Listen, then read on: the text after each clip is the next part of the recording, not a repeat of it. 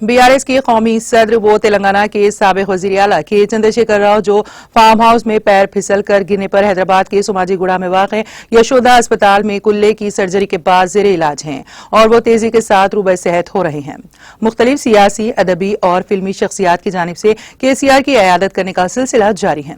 चुनांचे आज मजलिस इत्तेहादुल मुस्लिमीन के रुकन असम्बली अकबरुद्दीन ओवैसी ने यशोदा अस्पताल पहुंचकर साबिक वजीर आला KCR से मुलाकात करके उनकी इयादत की।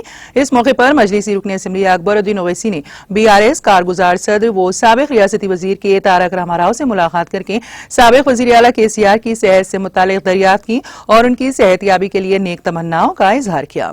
अकबरुद्दीन ओवैसी ने ख्वाहिश जाहिर की है कि KCR जल्द सेहतयाब होकर अवामी खिदमत में वापस आ जाएंगे। इस दौरान अकबरुद्दीन ओवैसी ने अस्पताल के डॉक्टरों से KCR की सेहत से मुतालिक मालूमात फराहम की हैं। फिलहाल KCR वॉकर की मदद से चल रहे हैं। डॉक्टरों ने कहा कि KCR को मजीद 5 से 6 हफ्ते आराम की जरूरत है।